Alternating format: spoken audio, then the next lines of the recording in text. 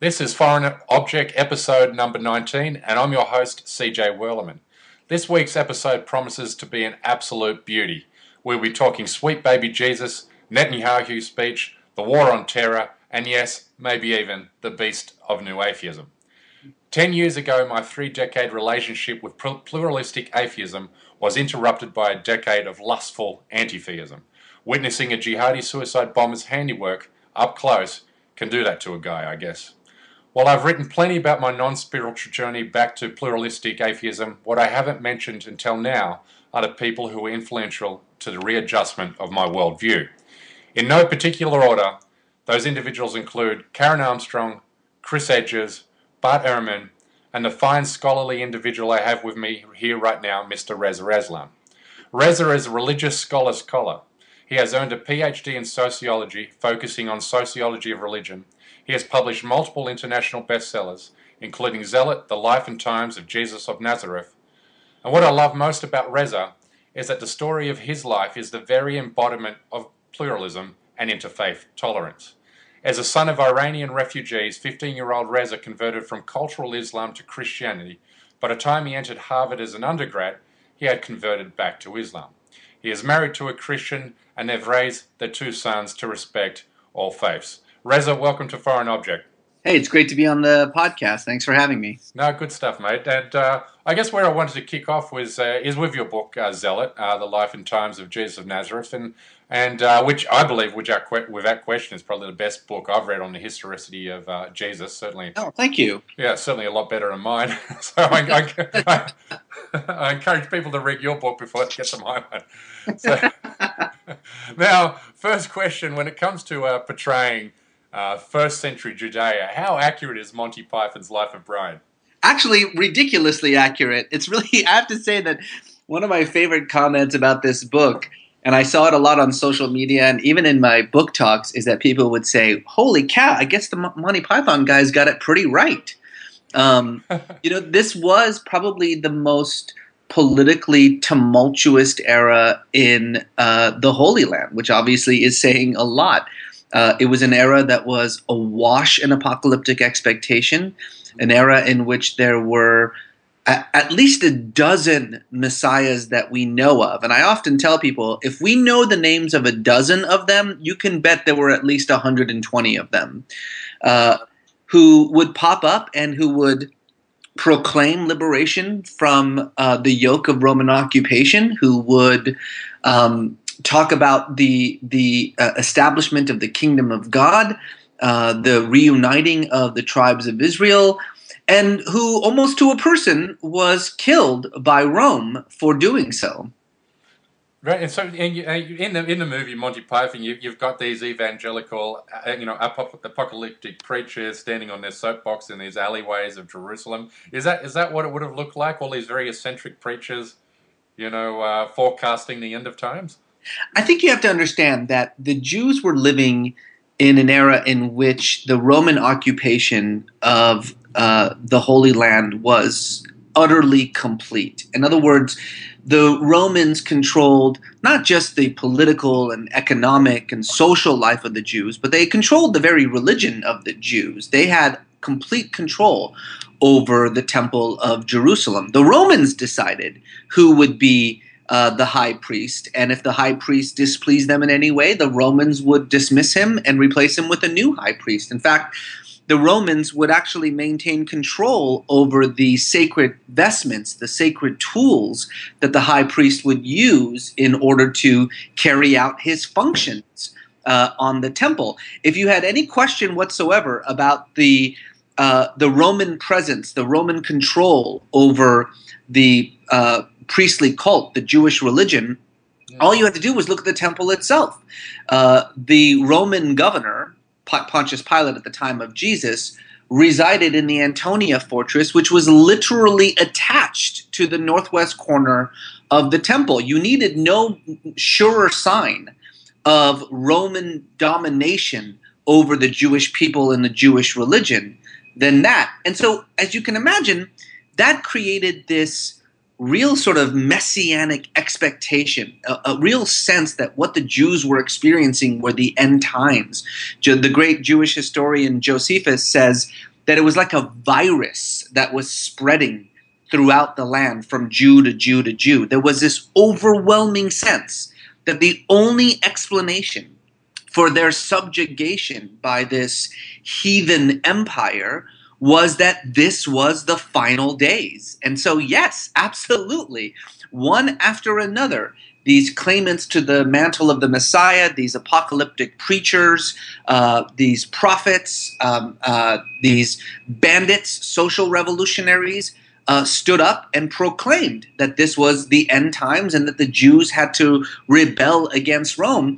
And frankly, it finally worked. In the year 66, it actually worked. The Jews rose up in this kind of messianic zealotry and managed to actually kick Rome out of Jerusalem. It was the surest sign yet that the apocalypse had been achieved. Now, I should mention that a few years later, Rome returned and slaughtered everybody, destroyed Jerusalem, and burned the temple to the ground, and made the Jewish religion no longer a legal cult in the Roman Empire. But for about 3 years, they really felt as though they had achieved the apocalypse. Well, that's what you really present well in the book, is how these external forces would have shaped the Gospels in presenting the kind of this bipolar personality of Jesus, because Jesus' time was before the Roman return and the slaughter of Jerusalem. And therefore, they would have been tempered in presenting Jesus as a zealot. So that's kind of why you have, bring a sword, don't bring a sword. God is the only authority, but give to Caesar what is Caesar's. So is that how you saw right? it? So Yep. you said it perfectly. Jesus's ministry was, some 30 or so years before the destruction of Jerusalem, but the writings about his ministry did not occur until after the destruction. And it's that sort of contrast that I think is very important to understand when talking about the Gospels and the rise of Christianity, is that the people who wrote about Jesus wrote about him after this Decades after. catastrophic, I mean, it's not so much how many years that matters. It's that what happened in the intervening years. And what happened in the intervening years was the destruction of Jerusalem and the razing of the temple of God, the actual, literal, physical house of God was destroyed. And so, when these Jews who followed Jesus, because that's really all they were at this point, began to write about Jesus, they were doing so in the shadow of this catastrophic event that had occurred. And so in writing about Jesus, they had to temper, I think, a lot of his revolutionary sentiments in order to distance themselves as much as possible from the kind of revolutionary zeal that resulted in the deaths of tens of thousands of Jews and the destruction of the city of God. Now, in your intro to the book, you write that there are only two hard historical facts about Jesus upon which we can confidently rely. That he was a Jew who led a popular Jewish movement in Palestine at the beginning of the first century, and that Rome crucified him for doing so. That's it. So why do we know so little about the most famous human to ever grace the planet? Because he wasn't famous when he was alive. I think Right. that's the simple fact of it. In fact, we know, historically speaking, remove Christian writings from the equation, we know far, far more about all the other messiahs, many of the other messiahs that arose around the time of Jesus than we do about Jesus. Even the Gospels recognize this fact. The Gospel of Luke says that Jesus, by the time of his death, had 72 disciples. Well, one particular Messiah, who's actually mentioned in the Gospels, and also in the book of Acts, actually, called simply known as the Egyptian, had almost more than 4,000 disciples. So what I'm saying is even the Gospels themselves recognize that Jesus in his lifetime was a nobody. And so, of course, nobody wrote about him. Of course, nobody paid any attention to him. Why would they? He was an illiterate Jewish peasant and day worker from the backwoods of Galilee. But what is remarkable is that the creative, innovative teachings that he presented, they were Jewish teachings meant for a Jewish audience and firmly based in the Torah, but they were nevertheless an innovative take on the Torah, survived his death in a way that, as far as we know, the teachings of all these other would-be messiahs did not. And so my point is that when you're looking to Jesus, what you need to sort of hold on to is what he said far more than what he did. What he said is what survived. What he said is what was passed around generation after generation after his death. What he said is what created this first community of Christians. What he did, with the exception of the Last Supper, the crucifixion, and the resurrection, which were sort of liturgical formula, what he did was not that important for the early Christian community. Certainly not as important as his teachings. Do you have any doubt at all that he was an historical figure? I don't, actually. Right. I don't really have any doubt. And most, I mean, I would say the vast majority of scholars, 9 out of 10 biblical scholars would agree with me. The issue here is about a throwaway line in a book called The Antiquities, written by Flavius Josephus, a Jewish historian writing at the end of the first century, around 96 AD, to a Roman audience. Now, this book is, I mean, it's like 1,000 pages. It's so long. There's so much information in there. He's basically giving the entire history of the Jewish people to the Emperor Titus. But in this book, there is this throwaway line that's not even about Jesus, actually. It's more about Jesus' far more famous brother, James. And it's actually not even about James. It's actually about the high priest at the time, a man by the name of Ananus, who, when the Roman governor suddenly dies of a heart attack, and there's this, it takes a few months for the next Roman governor to arrive, this fiendish high priest Ananus takes advantage of the vacuum in power to start putting his enemies to death, something that the Jews could not do. The Jews did not have the power to kill anyone. They did not have control over capital punishment under Roman law. And so Ananus takes advantage of there being no Roman governor to start putting people that he doesn't like to death. And Josephus says one of the people that he puts to death is this guy named James. And then, because every fourth person in Jerusalem is named James, in order to explain to you which James he's talking about, he says, James, the brother of Jesus, the one they call Messiah. And then he moves on. Right. That's it. That is it. That clause is the earliest, and some would even say sole, non-Christian reference to the existence of Jesus that we have in the first century. I always find that extraordinary because we know so much more about contemporaries of his time. We do, because the contemporaries of his time, frankly, made a far larger splash in their time than Jesus did. Now, about that line in Josephus, now here's the issue, is that most people will look at that and say, that's it? That's nothing. That's not proof. That doesn't mean anything at all. A throwaway clause? I mean, how is that proof that Jesus existed? They're asking the wrong question. The idea that a no-name illiterate peasant from the backwoods of Galilee would be, in the mind of a Jewish historian writing for a Roman audience, so well known 60 years after his death, that in order to explain, again, to Romans, which James he's talking about, he references Jesus, is about as good when it comes to this kind of ancient, archaeological evidence as a Jesus was here sign.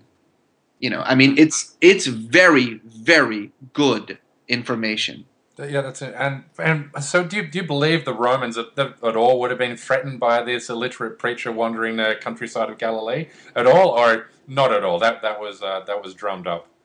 Well, the thing is that the Romans were very um, concerned about any hint of disruption to their cause. I mean, the Romans they didn't have a lot of patience for anything that smacked of rebellion. On the contrary, so for them, this was, regardless of how small or inconsequential the the attack may be, it still deserved to be addressed. It's also important, I think, to recognize that Jesus' first entry into Jerusalem, I mean, this is a guy who basically spends every minute of his 3-year ministry in Galilee until like the last week of his life, where he finally shows up to Jerusalem. That happened during Passover, and Passover was a time in which those expectations were incredibly heightened, very, very heightened. And so for the Romans, this was a time that they had to be especially careful for anything that could even smack of rebellion. Sedition, yeah. Much the same way Netanyahu spoke in the Congress today. That was a treasonous sedition act, but we'll come to that in a minute. But we do have time constraints, but I wanted to ask you one more question on Jesus. Now, given that Jesus was born a Jew, raised a Jew, loved being a Jew, loved his Jewishness even more than Woody Allen, and the religion of Christianity is based more on what Paul said rather than what Jesus said. If Jesus returned to earth today, do you believe he would be horrified that there's a religion called Christianity named in his name? I think that he would be utterly confused. If Jesus returned to earth today, his first question is, where's the synagogue? Because Jesus was a Jew preaching Judaism to other Jews. And by the way, when he entered the synagogue, his first question would be, where's the altar? Where's the sacrifice? Because Jesus would not understand Rabbinic Judaism as it is today. Rabbinic Judaism came into existence after the destruction of Jerusalem. Jesus' Judaism was a temple religion of sacrifice. And I think it's about as clear as can be that Jesus had no intention of starting a new religion. I mean, if there's anything that I think that I prove, beyond a shadow of a doubt, in the book, it's that this was a Jew preaching Judaism to other Jews. The idea that what he was preaching was a new religion based on his own divinity would have been so absurdly unusual. It would have been almost impossible to imagine. And certainly if you take the word of James, his brother, who was in charge of the Jesus movement for 30 years after Jesus' death, James is very clear about this. This is a Jewish religion for Jews. So I think you're right that he would be utterly confused by Christianity. He wouldn't get it. That was something I could always never reconcile with Christianity, is that Jesus had said repeatedly, I have not come to change the law one iota. But then Paul comes along and it throws that all out the window, which is in total contradiction to what Jesus had asserted. Almost everything Paul says is in contradiction to Jesus' teachings. But yet the religion of Christianity is based on him.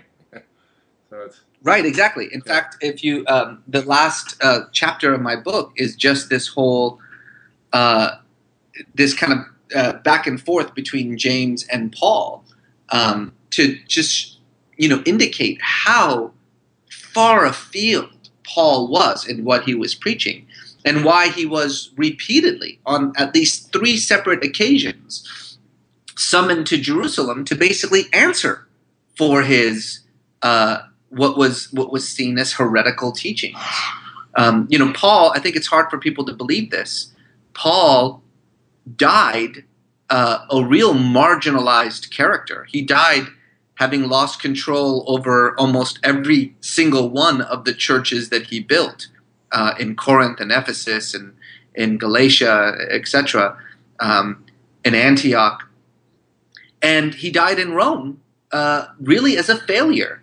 But the most remarkable thing to, I think, understand about Paul is that unlike Jesus and the disciples and his brothers, Paul was a very educated, literate, Greek-speaking expert on the law. And Jesus never wrote anything down. Peter never wrote anything down. James never wrote anything down. These guys did not write their beliefs. Other people wrote about them. Other people wrote their beliefs for them, but they did not do so. And when Jerusalem was destroyed, with it was destroyed James's church, the first church, the Jerusalem Assembly, the closest link to the historical Jesus that existed. And at that point, all that was left was Paul's writings. And so you can imagine how Paul would have undergone this almost rehabilitation post 70, where a man who died really a marginalized character decided that, that would be what becomes Christianity. Right, okay, that's fantastic, Reza. Now, I just want to change gears a little bit now and talk about the Netanyahu speech. You watched it. I watched it. I've followed US politics my entire life, and I cannot recall anything as overtly treasonous in my lifetime. To have a foreign leader brought by the opposition party bring in a foreign leader for the intended purpose of embarrassing the US president to undermine his US foreign policy efforts. It's sedition at the worst. I mean, what did you make of it? Well, look, on the one hand, I thought that it was, a sideshow. I mean, I think Representative Cohen said it best, where he said that he deserved an Oscar for that presentation. It was basically the greatest hits of Netanyahu, right? I mean, every day is Purim. Iran wants to kill every Jew in the world, etc., etc. On the other hand, because it was just sort of the greatest hits, and because there was no attempt, not even the slightest attempt, to present any kind of alternative whatsoever, that I think that even those who supported this speech have walked away from it saying, well, that was a total waste of time, that it was just political theater and nothing else, that there was not even the slightest attempt to actually engage the situation in any meaningful or serious way. It's criticism of a negotiation that we don't even know the outlines of yet. Exactly. And more importantly, it was the speech was so over the top that I think in many ways it helped the cause of Iran-U.S. negotiations. I mean, in many ways, and Haaretz has been saying this for a month now, that Netanyahu is Iran's best friend at this point.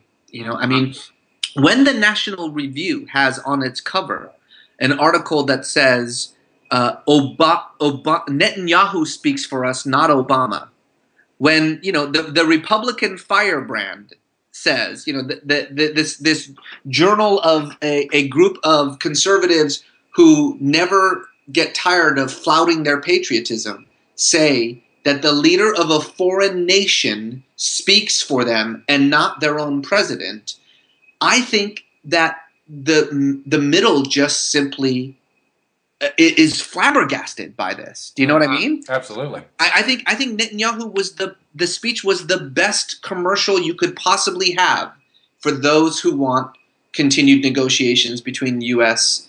And Iran. Yeah, because any effort for let's say the negotiations fall apart, then it's going to look like that Israel either pressured Obama, and now people are now going to dig their heels in, particularly the Iranian and the U.S. negotiators. I think so. I honestly think. I mean, my thought about it is that He gave the speech. He gave the speech that he wanted to give. His audience was in Israel, not in the United States. Yeah. The Congress was able to do by what it likes to do, which is, this kind of weird sycophantic shuffle about who loves Israel more.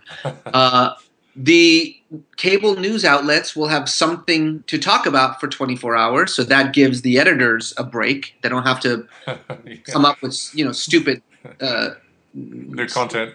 Yeah, exactly. Yeah. And then it'll all be over, and these negotiations will continue like he never came, like nothing ever happened. Yeah, you tweeted words to that effect, which was exactly spot on. Big fuss, a lot of attention, and the minute he gets on the plane, it's forgotten about. It's gone. And the negotiations will continue without his input, which is how it should be. Yeah, it's extraordinary. Now, we've got 2 more subjects to get through in 5 minutes. Now, you read the Atlantic piece titled "What Islam Really Wants" by Graham Wood. It was a piece that went viral and was seized upon by every Dick Cheney neocon wannabe. What? Give me your impressions of that piece. Your rebuttal. I think it was a shame because I know Graham. I actually spoke to him for like a good 90 minutes actually for that piece. I'm sort of disappointed that he didn't use any of my quotes. And I know that Graham did not in any way, shape, or form expect the response that he got from this piece. The argument that Graham is making, and I think he's absolutely correct, is that the actions and ideology of ISIS are grounded in an interpretation of Islam. The mistake that he made by focusing so narrowly on one scholar, Bernard Haeckel, and then buttressing that with the most absurd, comically ridiculous voices like Chaudhry in the UK, the gift that keeps on giving, as I like to call him, without ever once asking a single Muslim scholar about an alternative interpretation, is that it opened up his piece to be read, not that Islam is a basis for ISIS, but that Islam is responsible for ISIS. And that's how almost everyone read it. And I know for a fact that that's not how Graham meant it.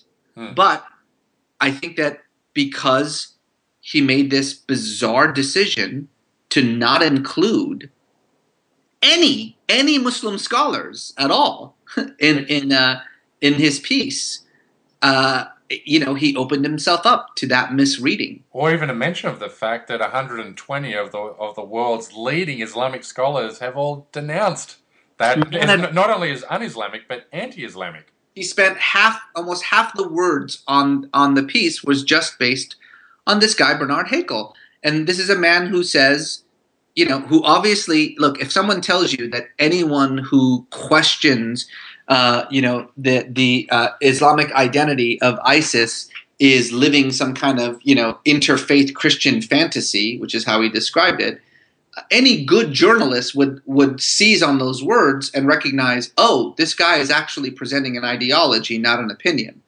And so I think that he failed. I really do think that he failed as a journalist in the piece.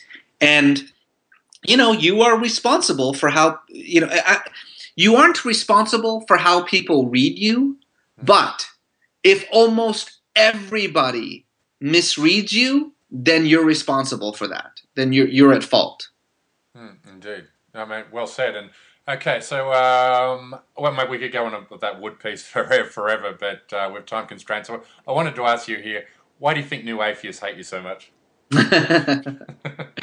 I think and how many have you blocked on Twitter? It's not even new. It's just Sam Harris's disciples. It's kind of weird. I mean, this guy must be the first atheist in the world to have started his own religion. I mean, it's weird. It is weird. Like, look, Sam is not a stupid guy. I mean, he's a smart guy. He's totally humorless, which makes him hard to like. But he's a smart guy. He's intelligent. He's obviously a very successful writer and a good thinker.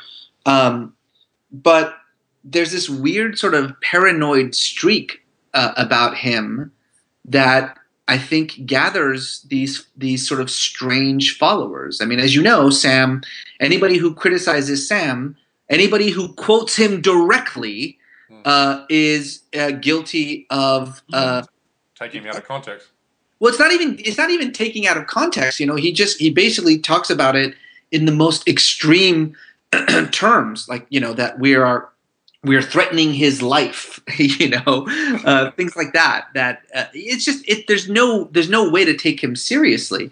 The whole you know, Reza and CJ and you know, Glenn Greenwald, that the only reason these guys, anyone listens to them, is because of liberal white guilt. I mean, who talks like that? Like that's how Bill O'Reilly talks. You know, that's not sort of intelligence on display. But again, it goes to my fundamental point about anti-theism, which is that it has taken on all the sort of zealous evangelicalism of, you know, the religious fundamentalism that they so you know, earnestly decry. That's utter sense of siege, that everyone is after them, that their very identity is under attack. You know, that they are in sole possession of truth, that anyone who disagrees with them is not just wrong, but evil and stupid. You know, this absolute sense of literalism, I should say. I mean, honestly, you know, I've had 2 debates with Sam Harris. This guy reads the scriptures more literally than any literalist I know. Exactly. And so that sort of reductive notion about religion, it's just not interesting. It's not smart. That's my problem with it. Well, this is what I discovered, you know, when I went delve head first into New Atheism, and I was an anti-theist, is I quickly, well, not quickly, it took a number of years, I realized that I was guilty of painting religious believers in the context of the worst passages from the holy text. Yeah. But then when I stopped to think about it, I don't know any religious person, even my best man at my wedding, who's probably the most fundamentalist religious believer, it doesn't want to stone adulterers to death or you know kill homosexuals and that type of thing. And you know, people don't. And you put it really well. You said you know, I think the principal fallacy of a lot of critics of religion is that they believe that people derive their values, their morals, from their religion. That, as every scholar of religion in the world will tell you, is false. You know, people don't derive their values from religion; they bring values to religion. That's quote unquote from you. You know, that's honestly like religion 101. That's like what you learn on the first day of the study of religions, which again is another important point, is that these guys, as opposed to their sort of atheistic heroes, don't have any knowledge of religion. You know, their knowledge of religion comes from what they see on TV. And to your larger point, look, I have no problem with people who blame religion for every bad thing done in the name of religion, as long as they credit religion for every good thing that's done in the name of religion. Okay? So if they say Christianity is responsible for abortion bombings, and that's bad, but Christianity is also responsible for the civil rights movement, and that's good, okay, then I will pay attention to you. But if all you can think about is the bad things about religion, and you ignore the good things, you're a fundamentalist. Now speak to that point, because I accuse New Atheists of being secular fundamentalists all the time, and I cop so much flack. They go, secular fundamentalists, point to an atheist holy book or stuff like that. So they're misunderstanding what fundamentalism is. Okay, you explain what fundamentalism is. Well, look, fundamentalism began 112 years ago in American Protestantism as a response to Christian liberalism, and the chief position of fundamentalism was biblical literalness and inerrancy. But that may be the denotation of fundamentalism, but it's not the connotation of fundamentalism. Fundamentalism has evolved to mean something else entirely. And what it means is what I was just saying before. It means this sort of sense of siege combined with a utter and absolute confidence in being in sole possession of truth, a refusal to think of a plurality of ideas, a refusal to even consider other worldviews as possibly, as legitimate as one's own. I think the best definition of fundamentalism as I've ever seen is by Rabbi Jeffrey Sachs in the UK, who said, and I'm gonna mess it up a little bit, but he basically said, fundamentalism is forcefully applying a singular answer to a pluralistic world, and that's what fundamentalism is. And by those definitions, there is no question that the kind of anti-theism that these guys represent is a new form of fundamentalism. The reason that charge stings so bad is because the idea, for them, anyone who has any measure of religious faith is stupid and evil. And so to be compared to that, I think it just drives them crazy. You're right. It is the one thing that if you want an anti-theist's head to explode, call him a fundamentalist. Yeah.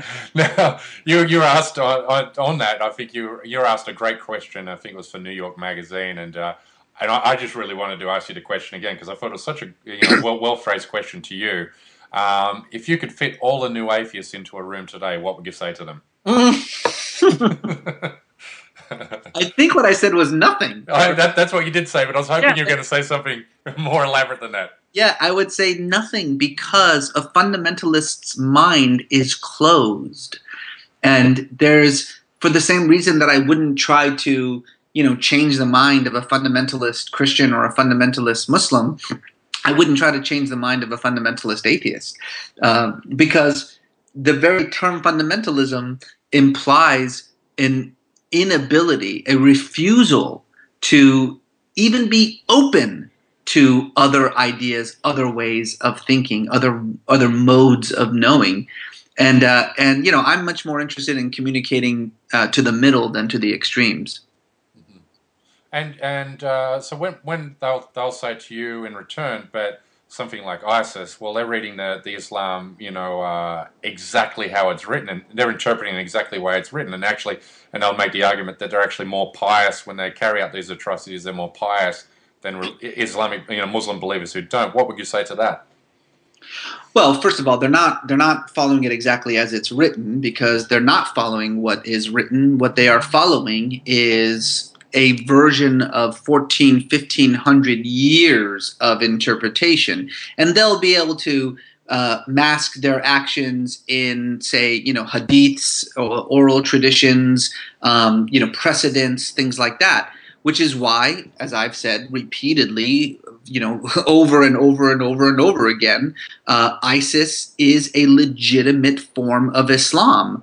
But it's not the sole form of Islam. And I think that's the simplistic, almost idiotic jump that a lot of these critics make, that ISIS calls itself Muslim, so therefore it's Muslim, because anyone who says he's a Muslim is a Muslim. It's as simple as that.